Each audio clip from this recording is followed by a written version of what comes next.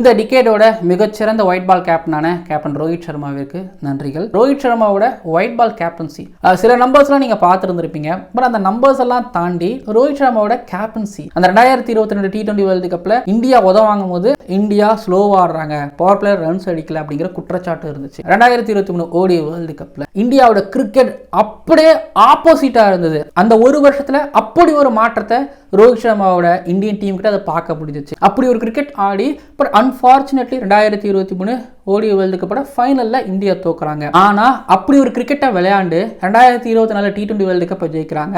இந்த brand of கிரிக்கெட்டோட வெகுமதியா 2025 சாம்பியன்ஸ் ட்ரோஃபியை இந்தியா ஜெயிக்கிறாங்க. ரோஹித் சர்மா T20 கிரிக்கெட்ல இருந்து விடைபெறுகிறார். கேப்டன்சி சூரியகுமார் யாதவ் கிட்ட போகுது. இப்போவும் ஏசியா கப்ல இந்தியா அன்பீட்டனா இருந்துகிட்டு இருக்காங்க. அதுக்கு விதை போட்டவர் ரோஹித் சர்மா.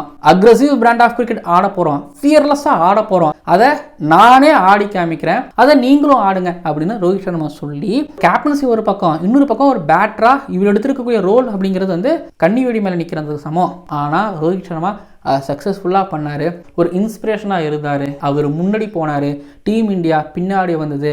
அதன் காரணமாக அவர் போனாலும் அவர் போட்ட விதையினால இந்தியா இப்போ ஏசியா கப்பும் வின் பண்ணியிருக்கிறாங்க, இன்னும் T20 வேர்ல்டு கப்பும் வின் பண்ண போகிறாங்க. டீம் இந்தியா இப்போ பலமான பாரதமாக இருக்குது அப்படின்னா அதுக்கு காரணம் ரோஹித் சர்மா. பட் அவரோட ஆசை mother of ICC trophy ODI world கப்பை இந்தியாவுக்கு வின் பண்ணி கொடுக்கணும் அப்படிங்கிறது தான். ஒரு கேப்டனாக அது நிறைவேறலை அப்படின்னாலும் ஒரு பிளேயராக அது நிறைவேறும் அப்படின்னு நான் நம்புகிறேன். 2023 ODI வேர்ல்டு கப் தோல்வி எவ்வளோ பாதிச்சது அப்படிங்கிறத 2024 T20 வேர்ல்டு கப் செலிப்ரேஷனையும் 2025 சாம்பியன்ஸ் ட்ரோஃபி ஜெயிச்சதுக்கப்புறம் அவரோட செலிப்ரேஷனையும் நீங்கள் பார்த்துருக்கலாம். இப்போ 2027 ODI வேர்ல்டு கப் ஒரு வேளை வின் பண்ணதுக்கப்புறம் ஒரு பிளேயராக ரோஹித் சர்மாவோட செலிப்ரேஷனை பார்க்குறதுக்காக நான் காத்திருக்கிறேன். பட் மீண்டும் ஒரு தடவை இந்த டிகேடோட மிகச்சிறந்த ஒயிட் பால் கேப்டனான ரோஹித் குருநாத் சர்மா அவர்களுக்கு நன்றி.